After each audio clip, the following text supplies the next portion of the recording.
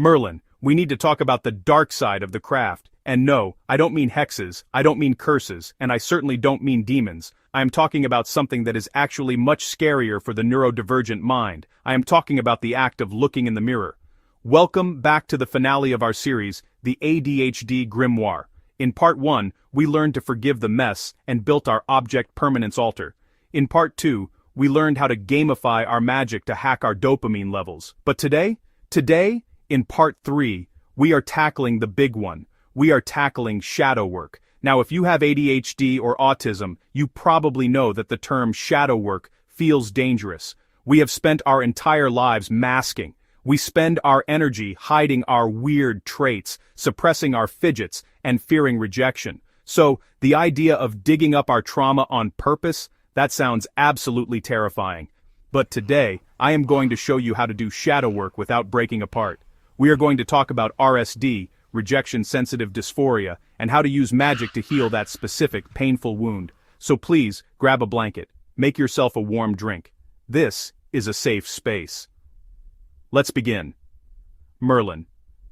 If you go into a bookshop and pick up a standard Wicca 101 book, it will tell you something like this.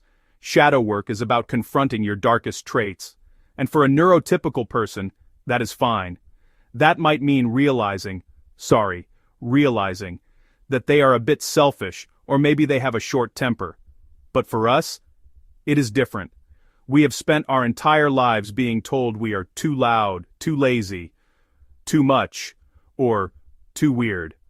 Our shadow isn't just a few bad personality traits. It is often a massive mountain of shame that we carry around on our backs every single day. Merlin. This is where RSD comes in. Rejection Sensitive Dysphoria.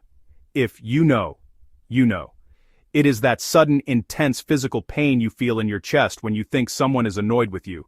It's the spiral that happens when a friend doesn't text back immediately, and you convince yourself they hate you.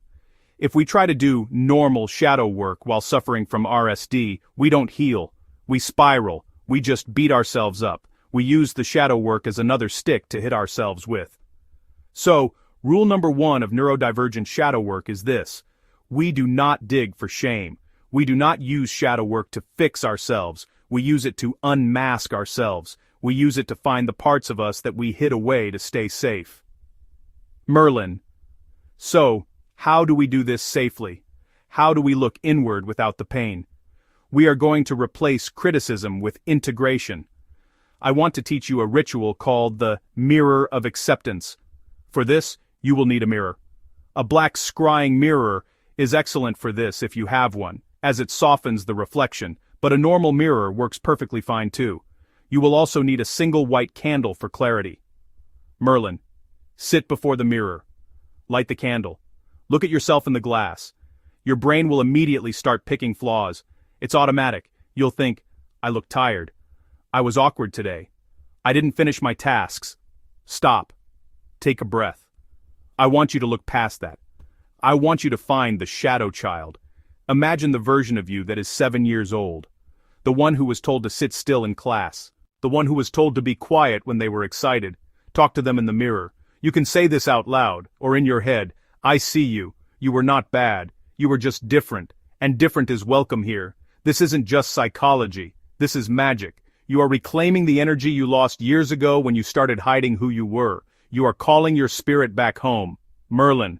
Now, before we move on to the final release, I want to take a moment to ground this feeling. We are going to do a short visualization together. You don't need the mirror for this part, just your mind. I want you to close your eyes, take a deep breath in through your nose, hold it, and let it out through your mouth. Imagine you're standing in a long, dark corridor. It isn't scary. It is safe. It is silent.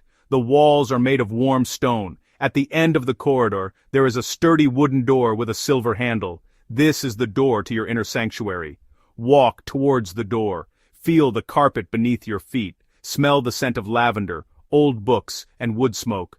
When you open this door, you will not find monsters. You will find the version of you that you have been hiding.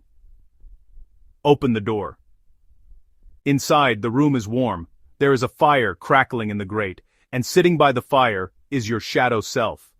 They might look like you as a child. They might look like you on your worst day. Walk over to them. Sit down next to them on the rug. Notice that they are not angry. They are just waiting.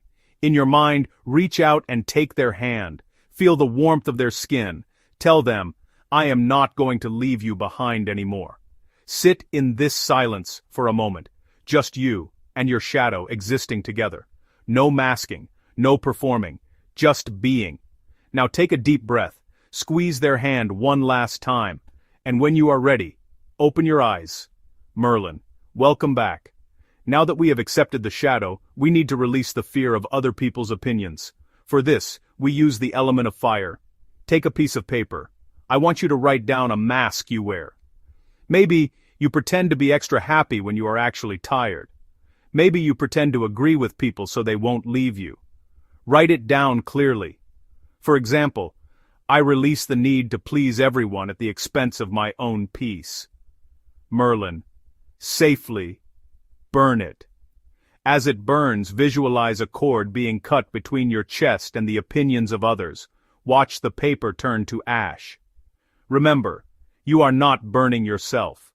You are burning the costume you were forced to wear. When the ash is cold, bury it in the earth or throw it to the wind. It's gone. You are still here. Merlin. Shadow work isn't about becoming perfect. It's about becoming whole. It's about realizing that your ADHD, your autism, your sensitivity, they are part of your magic, not obstacles to it. They are the source of your intuition.